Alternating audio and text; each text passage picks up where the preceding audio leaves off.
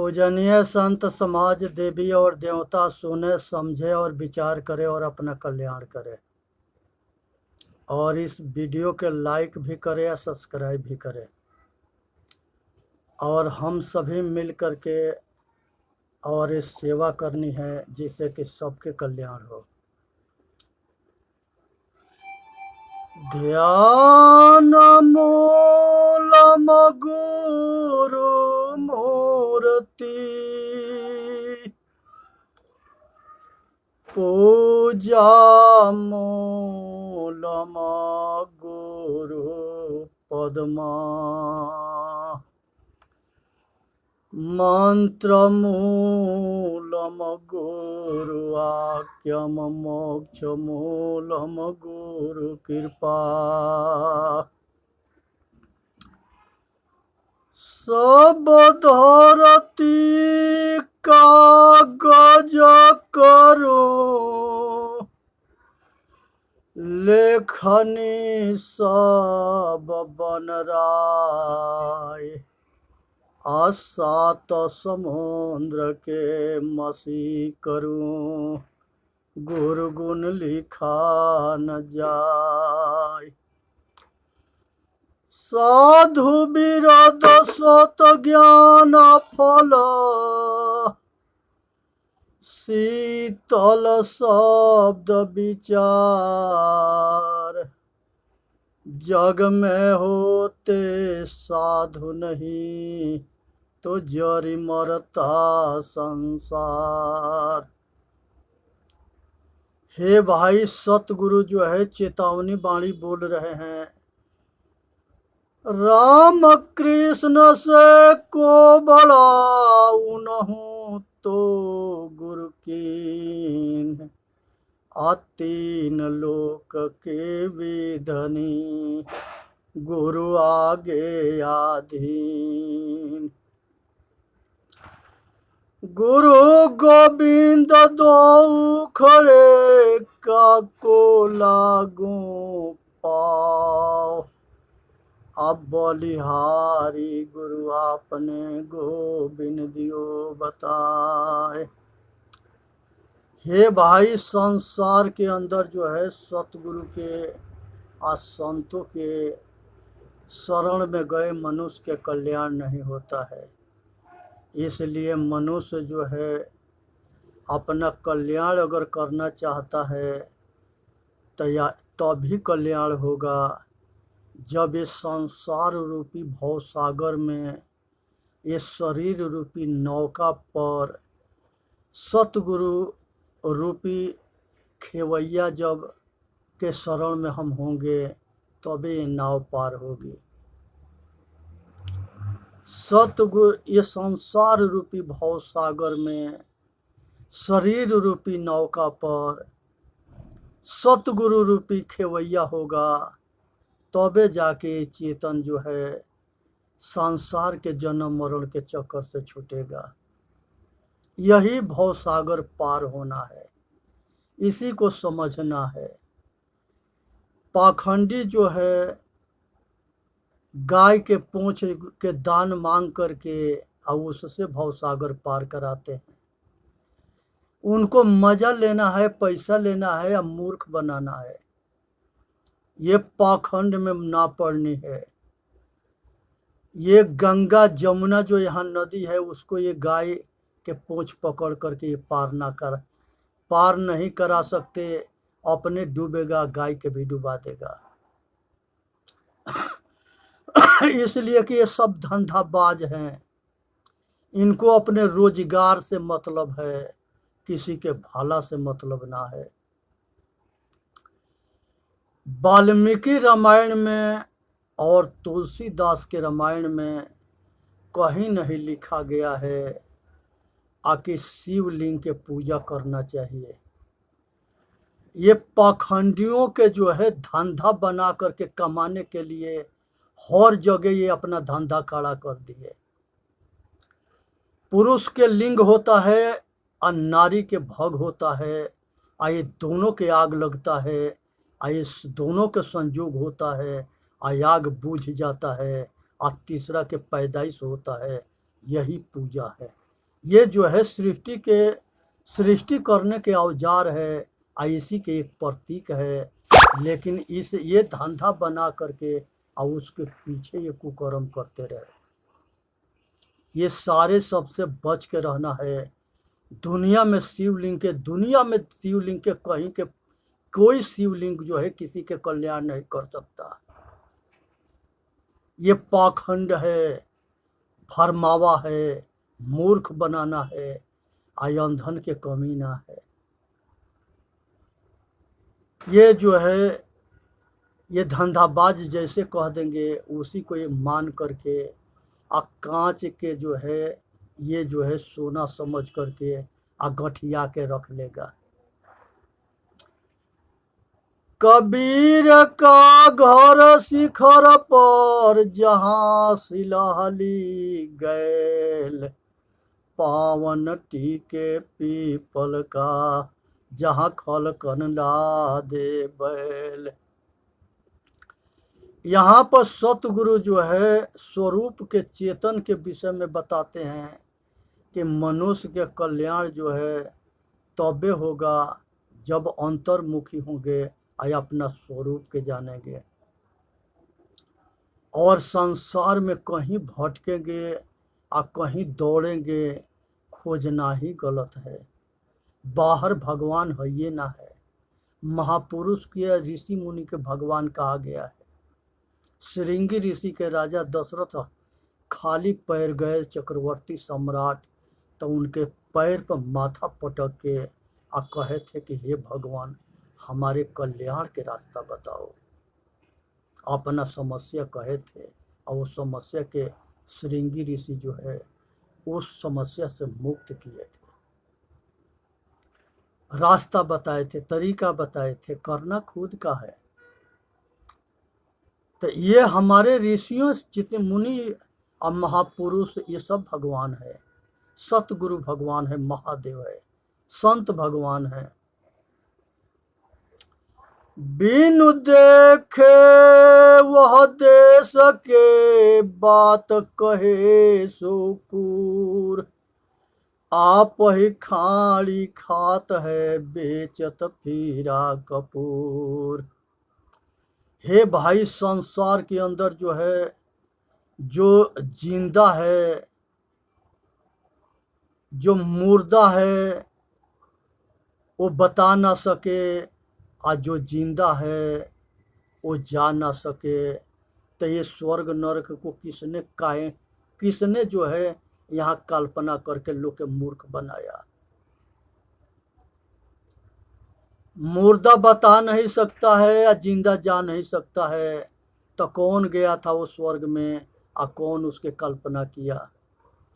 हमारे जो महापुरुष थे उत्तराखंड के पहाड़ी में रहते थे, और वही पहाड़ी में जो है रावण के संगे इंद्र के युद्ध हुआ है, और उसी पहाड़ी में हिरण्यकश्यपु के इंद्र के युद्ध हुआ है, और उसी युद्ध में ये मेघनाथ भी स्वर्ग पर शासन किया और हिरण्यकश्यपु भी स्वर्ग पर शासन किया और सारे देवता के बंदी बनाया था। तो ये उत्तराखंड के पहाड़ी जो है यही जो है स्वर्ग उस समय माना जाता था, इसलिए कि काफ़ी ऊंचाई पर है। सब अलग अलग क्षेत्र में जो है ये अपना अपना किला कोठी एरिया और राजा थे सब। हिमांचल राजा, दक्ष राजा, जो दक्ष राजा थे जहाँ शिव अपन बियाह किए थे माता दुर्गा के संगे, तो वो जो है कौड़खल में पड़ता है। वहाँ आज भी जो है सब निशान है राजशाही के। हिमांचल राजा थे वो काठमांडू में थे, उनका भी आज भी निशान है। तो ये सब यहीं के राजा थे। ये पृथ्वी पर जो है स्वर्ग है और पृथ्वी पर नरक है, लेकिन इसके आड़ में जो मूर्ख बना करके आकाश में स्वर्ग बताते हैं सब, वो सारे अंधे हैं। ये अंधन से बच के रहना है, ना तो ये अंधन जो है इनको जो समझाने जाता है ये उसी को समझा देते हैं, क्योंकि इनके खोपड़ी पर अहंकार चढ़ा हुआ है। जिसके खोपड़ी पर अहंकार चढ़ जाता है ना किसी के सुनता है ना किसी को मानता है। एक सच्ची कहानी है कि गंडक विभाग के एक बाबू थे और बहुत प्रतिष्ठित, बहुत व्यवहारी और बहुत अच्छे जो है वो अधिकारी थे और ईमानदार भी थे। उनके 2 लड़के हुए और जिम्मेदार भी थे। दोनों लड़के दिल्ली में कोठी बनाए और वो कोठी में जो है घर के जो है सारा जगह जमीन बेचवा करके और शहर में वो अपना धंधा और कोठी में लगा दिए।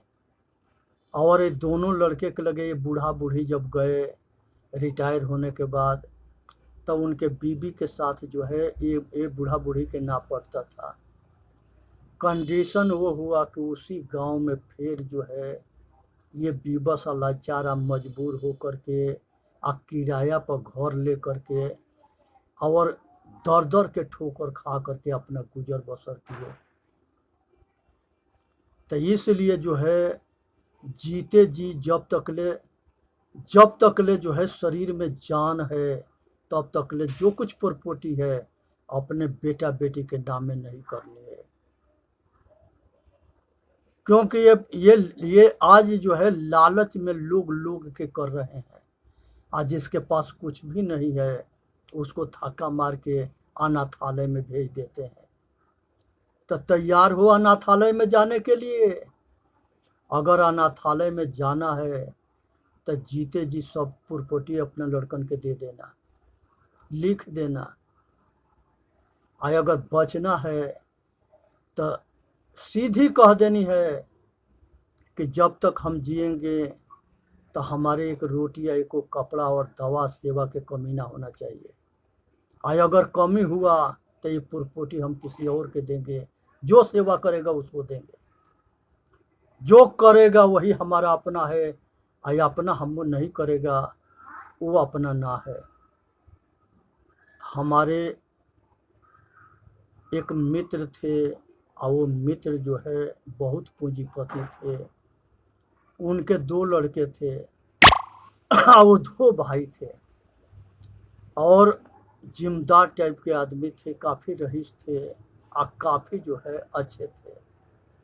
उनके 2 लड़के हुए, दोनों शराबी हो गए, अब भ्रष्ट हो गए, जुएड़ी हो गए, व्यभिचारी हो गए। और वो बाप महतारी के गाली देना, मारना, तबाह करना, गजन कर दिए सब।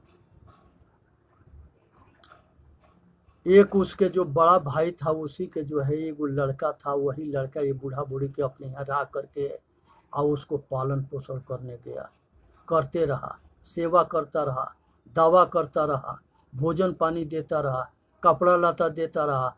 और ये दोनों के परिवार नहीं किए। संजोग बस जो है एक दिन जो है बूढ़ा गुजर गया, बुढ़िया रह गई। तब बुढ़िया जा करके सारा जगह जमीन ये लड़कन के पता ना पड़ा, लिख दिया। वो जो पटीदारवा कर रहा था, जो गरीब था, लिख देने के बाद से जब वो बूढ़ी मरी तो वही पटीदारवा जो है उनके काम को जिया भी सब कर दिया। और ये सब दारू पी करके नजाकत करते थे और जुआ खेलते थे और ये हमेशा पगलाए रहते थे। जब बुढ़िया मर गई तो वो जो है थाना में कंप्लेन किया कि ये सारा ज़मीन जो है ये माता हमारे नाम में कर दी है, इसको खाली करवा दिया जाए। अब जो है जा करके उसको खाली करवाया गया। पुलिस गई, अधिकारी गए और सारा प्रॉपर्टी घर द्वार सबसे निकाल दिया गया वो दोनों लड़के के। वो दोनों लड़के इतने मजबूर हुए कि पन्नी और लोहा रोड पर बीन करके अपना दिन बिताना पड़ा। क्योंकि पैसा के अहंकार में वो न संस्कारी हुए, न पढ़ाई लिखाई किए, उन्मादी हो गए थे। ये बिल्कुल सच्ची कहानी है। तो इसलिए जो है ये समझने के विषय है कि जो बुढ़ौती में परवस्ती कर दे वही अपना होता है, और जो बुढ़ौती में अनाथालय में भेज दे वो जो है मेटा होता है। एक बेटा होता है और एक मेटा होता है। तो जो बाप महतारी के जीना हराम कर देता है, उनके नाम के डुबा देता है, आचरणहीन होता है और अहंकारी मतलबी स्वार्थी होता है, तो ये बेटा है। और जो बेटा होता है वो बाप महतारी जिंगा अपना बेटा बेटी के करता है, उस तरह से वो भी करता है। अब बाकायदे उसके जो है परवस्ती करता है और उसको नाम के रोशन करता है। वो समय पर भोजन देता है, समय पर पानी देता है, समय पर कपड़ा देता है, समय पर उसके जो है सारी आवश्यकता के पूरा करता है, तो ये बेटा है। उसी तरह से गुरु होते हैं, एगो चेला होता है, एगो चेला होता है। तो जो चेला होता है वो चेला जो है गुरु के गुरु के बात नहीं मानता है, वो मनमानी करता है, गुरु गुरु के विपक्ष में काम करता है। यहाँ तक ले के जो है अगर गद्दारन से पैसा सपोर्ट पाता है तो ये अपने गुरु के जान से मरवा भी देता है, अपने गुरु के जो है जेल करवा देता है, अपने गुरु के फंसा देता है, अपना गुरु के जो है जीना हराम कर देता है। तो ये चेला ना, ये चेला है, ये चेला के पहचान है। और जो चेला होता है वो अपने जो है गुरु के नाम के रोशन करता है और वो गुरु के आज्ञा के पालन करता है, गुरु के सेवा करता है और गुरुमुखी होके एक दिन गुरु के जैसा महान गुरु बनता है। तो आचरणहीन जो होता है वो अपने बाप महतारी के या गुरु के नाम के डुबाता है, और जो आचरणशील होता है वो नाम के रोशन करता है। तो यहाँ विचार करके देखो कि आचरणशील बनना है आकि नाम को डुबाना है, कैसे बनना है। तो इसलिए जो है सतगुरु कहते हैं, शब्द शब्द सब कोई कहे वो तो शब्द विदे, जिभिया पर आवे नहीं निरख परख करिले। हे भाई, अपने आपा जो है वो वाणी से परे है, रूप से परे है। तो किस रूप के खोजते हो और किस शब्द में भटकते हो, ये दोनों से वो परे है। ये संसार के अंदर उसको जो है खोजा ना जाता है, उसके जाना जाता है और उसके एहसास किया जाता है, उसके अनुभूति किया जाता है, उसको आत्म साक्षात करते हैं और उसको जो है सहज समाधि के अनुभूति, शांति का अनुभूति होता है। ये संसार के अंदर गैस बत्ती होता है, अगर उसको हम जला देंगे तो उसमें एक कपड़ा के मेल्टर होता है, वो मेल्टर कपड़ा के जल जाता है लेकिन रोशनी बहुत सुंदर देता है। उसी तरह से जो जिस मनुष्य के संसार के सारे कामना वासना इच्छा राग द्वेष ये जल जाता है, छूट जाता है, त्याग हो जाता है, तो वो जो है संसार में सब कुछ जो है करेगा लेकिन किसी के आसक्ति में नहीं रहेगा। वो निर्बंध होता है, वह परमात्मा के स्वरूप होता है। वो जीते जी ना तरी हो तो मुँह का तरी हो, जो जियत ना तरे। तो जियत में तरनी है भाई, मरने पर ना। इसी के नाम सहज समाधि है, विचार करनी है, कल्याण करना है और इसी में जो है सबके हित है। पर्वतऊ पर हर बहे, घोड़ा चढ़ी बसे गाँव, आ बिना फूल भौरा रस चहे, कहो बीरवा के नाम। हे भाई, संसार में परम तत्व जो है ये चेतन आत्मा ही परमात्मा को कहाँ खोजते हो, ये सब घट घट में है। सब घट मेरा साइया सुनी सेज न कोई, ये सब घट में है, इसको जानने की जरूरत है। सतगुरु कहते हैं कि दिल में खोजो, दिल ही में खोजो, यह करीमा रामा। दिल में खोजो, दिल में खोजो, यह करीमा रामा। जाके खोजत कल पो गया, घट ही माही सो मोर। बाढ़े गर्भ गुमानते, ताते पर गए दूर। हे भाई कहाँ खोज रहे हो? वो सब घट में है, अंतर्मुखी होने पर पता लगता है। तो इसलिए जो है सतगुरु जो है यहाँ पर ही बताते हैं कि खोजो मत, पत्थर में मत खोजो, बाहर मत भटको, अंतर्मुखी हो, अपना स्वरूप को जानो और अपना कल्पना में मत उड़ो। आप कल्पना से अलग समझो अपने आप के। चंदन बांस निवारहु, तुम कारण बन काटिया। अजियत जीव जनि मारहु, मुँहे सबे निपातिया। सतगुरु यहाँ कहते हैं कि हे भाई, जियत जीव के वध मत करो, हिंसकी मत बनो, सबके कल्याण करो, सबके रक्षा करो, इसी में मानव जाति के हित है। तो इसलिए सुनो, समझो, अब विचार करो और अपना कल्याण करो, इसी में मानव जाति के हित है। ये जो है संसार के अंदर जो है ये चूहा है जो गणेश के सवारी है, लोग उसको भी पकड़ के मार के खा जाते हैं। ये बहुत घोर पाप है, अधर्म है। चूहा चूहिया जो है ये किसी को क्या बिगाड़ा है? जमीन के गंदगी साफ करने के लिए मुर्गा मुर्गी होता है। ये मुर्गा मुर्गी के कौन साफ करता है? कबूतर कबूतरी के कौन साफ करता है? यही शैतान साफ करते हैं। इसको किसी को मारने में तनको दर्द ना होता है, ये उसको साग सब्जी बना करके खा जाता है। इसको तनको डरना है कि जो करोगे वो भरोगे, और दुनिया के कोई ताकत ना है कि तुम्हारे को बचा ले।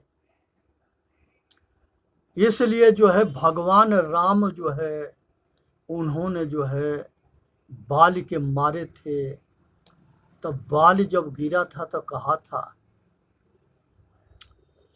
धर्म हेतु अवतरहु गोसाई, अमारहु मोर व्याध के नाही। मैं बैरी व सुग्रीव क्यों प्यारा, अकारण कवन नाथ मोहि मारा। राम राम कह के गिरा। भगवान राम देखे कि ये भी जो है हमारा ही भक्त है, जाके उठाए और बाल से कहे कि हे बाल, तुमको कहो तो हम अचल कर दे। कहा कि नहीं, हमके अचल मत करो। आप जो है अयोध्या के महाराज हो, हम पंपापुर के महाराज हैं। एक राजा के जो है धोखा से मार देना, ये कहाँ के धर्म है? एक पक्ष के बात सुन लिए, दूसरा पक्ष के सुनना चाहिए, तब निर्णय करके दोनों के जिंदगी बचाते हुए फैसला करना चाहिए। आप तो एक पक्षी निर्णय लिए, ये कहाँ के न्याय है? भगवान से कहे कि देखो जैसे आप हमके मारे हो, हम सेम टू सेम ऐसे ही मारेंगे। भगवान राम कहे कि देख भाई बाली, इस जन्म में तो ना ही बदला तुमको चुका मिलेगा, दूसरा जन्म में तू बदला ले लेना। तो वही जो है बाली जो है बहेलिया बनता है, आइए राम कृष्ण बनते हैं और वो जा कर के मारता है। तो इसलिए जो है जब भगवान राम के या कृष्ण के बदला देना पड़ा, तो भाई विचार करना कि हम तुम किस खेत के, हमारे और तुम्हारे को क्यों नहीं देना पड़ेगा बदला। एक और कहानी है, भोले बाबा जो है माता पार्वती के लेके कैलाश जा रहे थे। रास्ते में जो है एक झील था, नदी झील था, उसी में एक मलाह मछली मार रहा था। वो मछली मारते हुए देख करके और माता पार्वती कहे कि हे प्रभु, ये रात में कौन ऐसे जीव है जो पानी में मेरा छपक रहा है इतनी घोर ठंडी में। पार्वती जी से भोले बाबा कहे कि वैसे तहरा क्या मतलब है, अपना हमनी के जहाँ चलते हैं जब वहाँ चुपचाप चला। ये ये दुनिया हवे, ये दुनिया के चक्कर, दुनिया दुरंगी है, ये सब चक्कर में ना पड़े, अपना मार्ग में अपना काम देखा। भोले बाबा पार्वती जो है जिस बात के आदमी मने करता है उस बात को खूंटा गाड़ देती है कि ना वही पहले बात करो। और यहाँ जो है जोड़ी बरकरार रखनी है तब बात मानना पड़ेगा। भोले बाबा ले गए, दिखाए, कहे कि भाई ये मलाह है, ये मछली मार के आया अपना परिवार के जो है जीविका चलाता है। पार्वती जी कहे कि हे प्रभु, आपने कहा था, हमके उपदेश दिया था कि एक जीव के वध करने पर एक जन्म में उसके बदला देना पड़ता है। इसने एक टोकरा मारा है जिसमें हजारों मछली है और रोज ही मारता है। ये कितने जन्म में ये अपने पाप से पाप जो है उतारेगा। भोले बाबा कहे कि ये भी एक के जन्म में उतार देगा। कहे कि वो कैसे, कहे कि चले आगे बताए। दूसरा जन्म में जो है वो मलाह जो है मछली हाथी बनता है, और वहाँ हाथी बनता है जहाँ जिस वन में माता पार्वती या भोले बाबा रहते थे। अब वो हाथी के पेट बहुत बड़ा होता है जो सड़ जाता है और वो कुंड बन जाता है। आज जितना मछली मार करके खाया था, खिलाया था, वो सारे पिलुआ बन करके उसको खा रहे थे। और वो जो है हाथी जो है बहुत दर्द के मारे चिल्ला रहा था, कोई बचौनिहार ना था। भोले बाबा से पार्वती जी कहे कि ये जीव कौन है जो इतना दर्दनाक दुख से चिल्ला रहा है और कोई ओकर रक्षा ना कर रहा है। कहे कि देखो पार्वती, जो मलाह जो देखी थी आज वही जो है हाथी बना है और उसके पेट सड़ गया है, और जितना मछली खाया था, खिलाया था, वो सब जो है उसको खा रहे हैं। तो पार्वती जी कहे कि चल करके हमके दिखाओ। पार्वती जी आकर के देखी तो कहे कि हे प्रभु, इसको दुख से मुक्त कर दो। भोले बाबा कहे कि हे पार्वती, हम तुम अपना किया हुआ कर्म के फल भोग रहे हैं। वो बेरा एक टुकड़ी मार के खाने में और खिलाने के काम में कर रहा था, आज उसी के फल भोग रहा है।